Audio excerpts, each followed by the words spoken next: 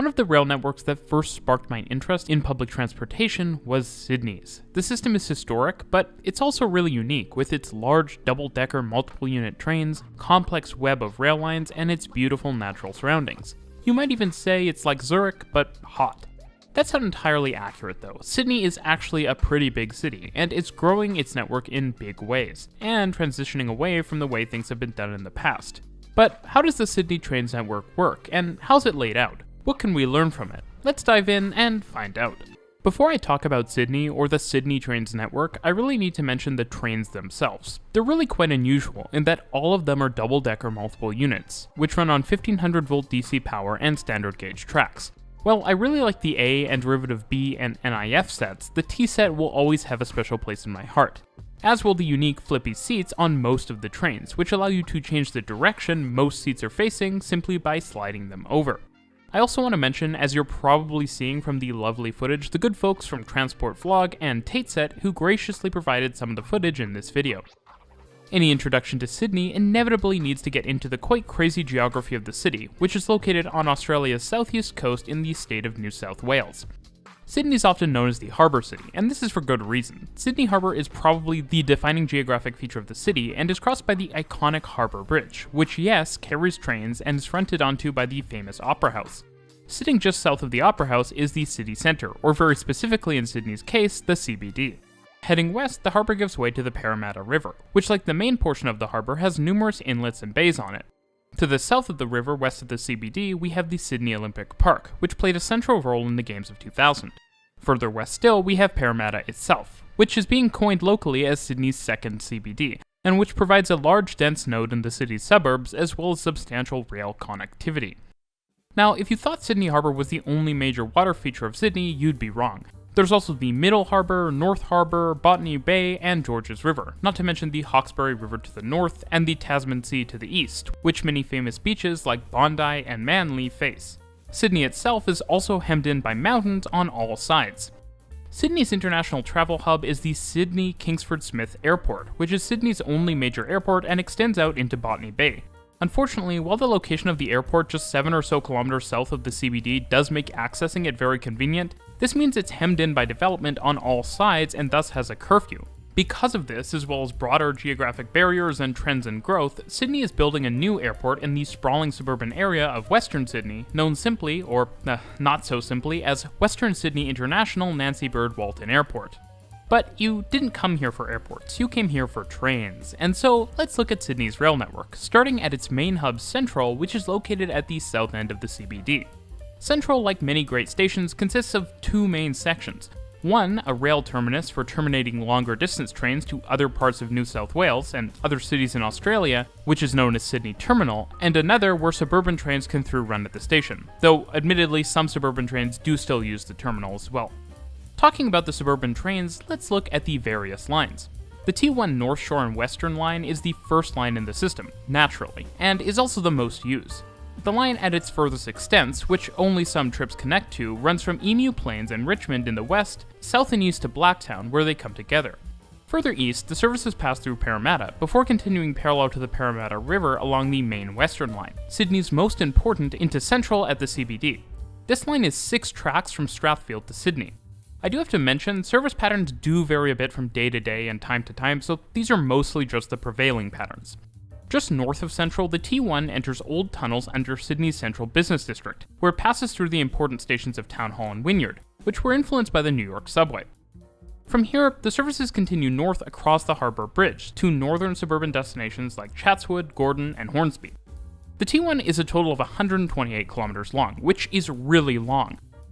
The T2 Inner West and Leppington line is the third most used on the system, and for a large part duplicates T1, running from the CBD to Central and then along the main Western line. These portions of the T2 stop at all stations, while this portion of the T1 runs express. Now, it's worth asking how the T2 actually navigates the CBD, and this happens via what is known as the City Circle, which sounds and operates somewhat like Melbourne's City Loop. The City Circle is a 2-track line which forms a loop from Central north through Town Hall and Wynyard, and then east to the ferry hub and light rail connection at Circular Quay, which is actually above grade with boarding from the streets below, which goes to show the quite crazy topography of central Sydney. That said, the vibe is hurt by the fact that on top of the rail station is an elevated expressway. Continuing east, the tracks turn back underground before looping back south and running through St. James and Museum. But not that museum, back to Central. This does enable some changes from one service to another as well.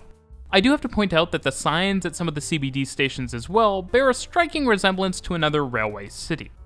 With the 2 tracks from the Harbour Bridge and the 2 from each of the directions on the city circle, the main surface suburban platforms at Central are served by a total of 6 approach tracks that widen to 8 at the platforms. Just to the south, there is an incredibly complex series of flyovers. I'd attempt to explain them in their great complexity, but Tateset already has a great explainer video that I'd suggest you watch for that. Suffice to say, designing this thing must have been quite of a puzzle which has only become more complex as more infrastructure and lines have been added. Continuing with the T2 along the main western line, service splits at Granville, where it runs with one branch terminating at Parramatta and another running south. The southern branch continues through Liverpool and Glenfield, before turning west onto the Southwest Rail Link to Leppington, which opened in 2015. This project created 2 new stations and a majorly rebuilt Glenfield, resulting in some of the most modern stations on the entire network, and a very unique fully greenfield corridor, that at least initially was truly surrounded by green fields. T2 is a total of 55 kilometers long. The T3 Bankstown line starts similar to T2, running from the CBD through to Central and then through Redfern, a major shoulder station hub that nearly every route that runs into the CBD also runs through. This would be a great location for a ton of intensification in the future, which is happening already, but not at nearly the scale it someday might. From here, the line continues southwest to Sydenham, where it diverges from the larger 4-track rail corridor to head west. Like a lot of junctions in Sydney, like the one that carries T2 east of Parramatta, this is a sprawling Y, with a footprint not unlike a highway interchange, and that reminds me of the dense rail lines around London. Such connectivity has allowed for a lot of service pattern changes over the years, and really makes the system a true network rather than a simple collection of lines. From here, the service continues west to serve areas like Dulwich Hill, where connections can be made to Sydney's light rail, Belmore, and Punchbowl, before arriving at its namesake, Bankstown. From here, the line splits into 2 branches. One travels west through Chester Hill and Villawood to the main south line alongside the T2, which it travels with to Liverpool, paralleling the South Sydney Freight Line, a dedicated freight corridor built adjacent to this portion of the Bankstown and main south lines. Traveling north from the split of the Bankstown line, which is unsurprisingly also a Y, we have a short run up to Lidcombe on the main western line, where this service terminates. It should be noted that this connection is once again a Y. This line is a total of 47 kilometers long. I should mention that the Bankstown line's days as is are numbered, but we'll discuss that in more detail later. The second most used line in the Sydney Trains network is the T4 Eastern Suburbs line. This line starts at Bondi Junction, though it was planned to go much further, and might still do so someday. Destinations as far south as Kingsford, which are now served by Sydney's light rail, have been planned in the past.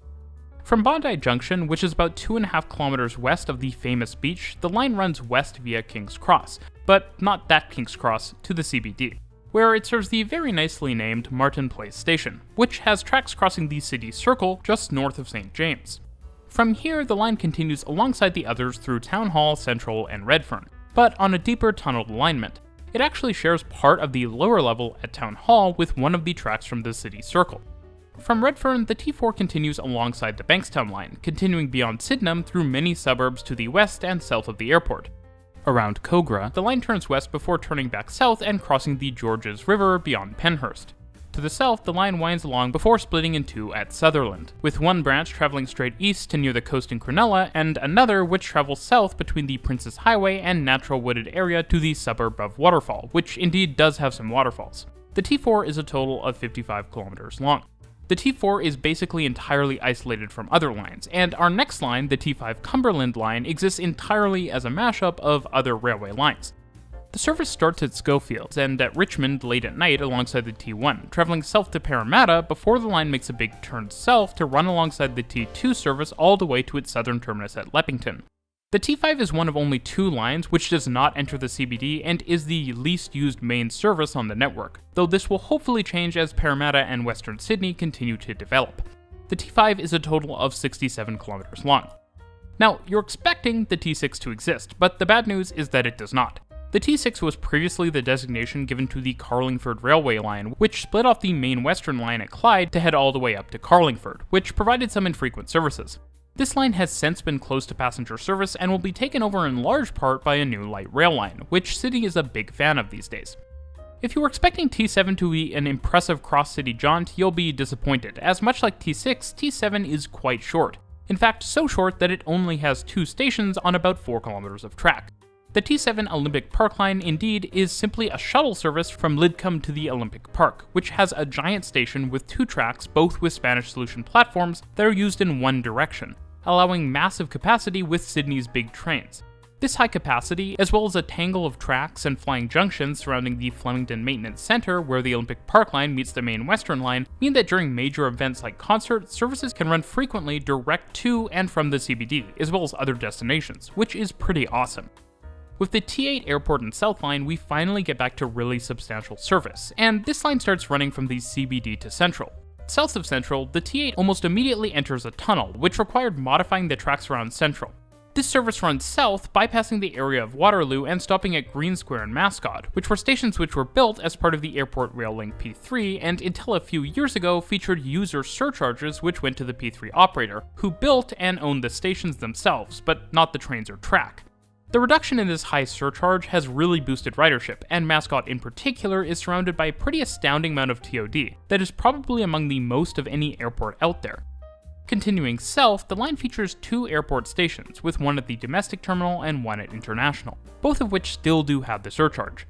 After this, the line continues west through a lower set of platforms at Walleye Creek, where the line provides connections with T4. Walleye Creek is also surrounded by excellent TOD. From here, T8 continues due southwest, passing through numerous suburbs before it eventually arrives at the main South Line, which it runs along, connecting to T2 and T5 at Glenfield, before continuing south to Ingleburn, Campbelltown, and MacArthur, where services terminate. Some of the corridors T8 runs on have additional capacity, and thus T8 does run some additional peak-only services, which bypass the airport and travel via Sydenham. These services supplement T3 services, while the T4 runs express from Sydenham to Redfern. T8 is a total of 57 kilometers long. The final line in the system is the T9 Northern Line. This line fully duplicates the T1 from Gordon across the Sydney Harbour Bridge through the CBD, Central, and Redfern, before running express to Burwood and Stratfield, where it diverges to the north to run across the Parramatta River, then through West Ryde, Eastwood, and Epping, which we're going to come back to. From here, the line continues north to terminate at Hornsby. The T9 is a total of 53 kilometers long, and it in particular interacts with a lot of freight trains traveling from the ports out of Sydney, and I'll cover projects designed to help alleviate these interactions in a future video. So, Epping. As it turns out, the Northern Line ended here at one point, looping back on itself, at least for a bit, and that's thanks to a big old rail project known as the Epping to Chatswood Rail Link, which was built in the 2000s along with other iconic links we've discussed, like the Southwest Link and the Airport Link. The Epping to Chatswood Rail Link is a rather loopy set of tunnels that leave the aforementioned TOD hub of Chatswood before heading north, before making a giant curve south and then a giant curve north, stopping at 3 stations before terminating at Epping. The scale of the whole project is quite impressive, and its stations give me Jubilee Line extension vibes, but its routing is suboptimal to say the least, in no small part due to the restrictive performance of Sydney's big double-decker EMUs and the difficult geography of the area. Now, naturally, since the line was built quite specifically for Sydney's epic bi-level EMUs, it was closed less than 10 years after it first opened, to be converted for use on Sydney's new metro. Yes, that's right, let's talk about the metro. Sydney Metro first opened in the middle of 2019 with its Northwest Line, which connects Chatswood to the suburb of Tallawong via the Epping to Chatswood rail link, and a combination of new tunnels and guideways built from scratch as part of the Metro project, alongside pretty opulent new stations, constituting a 36-kilometer line. The Metro features quite attractive automated trains whose blue color contrasts nicely with the warm tones of the suburban sets, although their track gauge and power supply is the same. What distinguishes the Metro are the train's much greater agility, thanks to their lighter weight and single deck, which creates a better power-to-weight ratio and enables steeper climbs into and out of tunnels, as well as operations on modern elevated guideways in suburban areas, as mentioned before. Sydney Metro's trains also feature fully longitudinal seating with 3 doors on each side of each car, while every station features platform gates on screen doors as well as level boarding, which is a bit of an issue on Sydney's existing network. Now, the Metro Northwest Line is really just an early sign of things to come to the system, and construction is already ongoing on the much more interesting City and Southwest leg of the system. Starting from the southwest, the line is taking over the Bankstown line from Bankstown Station East, where the line will be converted for operations with automated trains, as well as with platform gates and level boarding, which will be done with gap fillers, something that's already been done in Hong Kong. Around Sydenham, the metro will dive underground, making one stop at Waterloo before arriving at new platforms beneath Central, which is being totally revamped and expanded, before continuing north to Martin Place, cutting across the CBD to Barangaroo and then passing under Sydney Harbour in new bored tunnels, making it the first line to do so. From here, the line will make a few stops before surfacing just south of Chatswood to form a single line which runs north-south in a wide west opening arc. If you want to learn more about all of the works going on to build Sydney Metro, you should check out Transport Vlog, which has been covering Sydney Transit and in particular Sydney Transit construction in great detail. As it turns out, there are other Sydney Metro lines, but they're a bit unusual.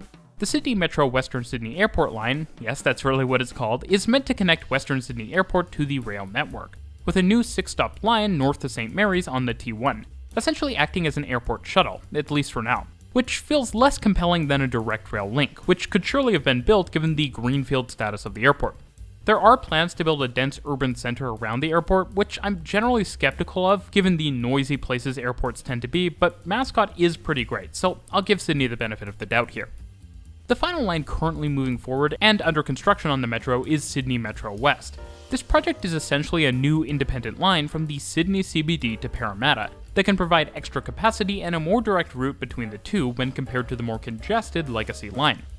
As you've probably noticed throughout the video, Sydney's legacy suburban rail lines are very windy, and top speeds aren't that high. This line is also going to provide additional higher order transit to areas like Piermont and Sydney Olympic Park, which have huge growth potential. That being said, Sydney Metro does make me wonder sometimes. For one, the station in Parramatta won't have the most direct connection with the existing train station. Riders will either need to walk quite some distance or change at Westmead, which does provide less services, say if you want to go south. At the same time, the city centre terminal at Hunter Street not being a cross-platform transfer with one of the stations on the under-construction Sydney Metro feels like a missed opportunity, given how close together the projects are being built. I'm also not entirely sure that all lines on Sydney Metro are actually being built to be intercompatible, and this seems problematic for the potential of future interlining, and is a major strength of the existing trains network. There are also network gaps, such as between Tallawong and Schofields, that are meant to be closed in the future, but might have been best to never have existed in the first place. There are some more macro-scale questions as well. For one, Sydney Metro's lines have some rather large interstation gaps of several kilometers or more in a bunch of different places, which is a lot more than the standard 1 kilometer or so that you tend to see with a lot of new systems. At the same time, despite the push for express service and more direct routes than existing trains lines, the somewhat limited top speeds of the metro trains when compared to the suburban EMUs feels like a missed opportunity to use one of the high-speed metro-style trains that is available these days and is being used in places from London to Delhi. In many ways, as I've said before, from the parkades at suburban stations to the more metro area scale transportation ambitions, Sydney Metro feels more like an enhanced version of Sydney Train's existing model rather than a more local form of rapid transit. But with all of that said, I won't deny how beautiful and impressively high capacity it is. Interestingly, Zurich and Sydney do have something in common, besides their big double-decker multiple-unit trains, and that's the incorporation of intercity services. In Sydney's case, this is with NSW Trainlink, and this looks very interesting because to a large extent, the trains running on the Central Coast and Newcastle line to the north, the Blue Mountains line to the west, and the South Coast line to the south are the same electrical multiple units you would see in Sydney's main fleet, though fitted out for longer distances. And as in Zurich, these trains could be used interchangeably with suburban services, which is really cool. What's also really cool is that soon some of these electrified intercity services will be operating with the very nice new looking NIF sets, which are derived from the A sets you see operating on the Sydney suburban network. The consistency both in design standards and performance naturally makes these longer distance services operating through the suburban lines in Sydney onwards fit in very nicely. Now, there is more rail transit to talk about in Sydney, and that would be the fast-growing and surprisingly extensive Sydney Light Rail network, but YouTube videos can only be so long, and that kind of specialized content just really doesn't get a ton of traction. So I've actually gone and made an exclusive video on Nebula, dedicated to Sydney's burgeoning light rail system, which replaces its long-removed tram system. So thanks for coming down under with me to check out the Sydney Trains network, one of my personal favorite suburban rail systems out there, and one that has a very interesting and promising future.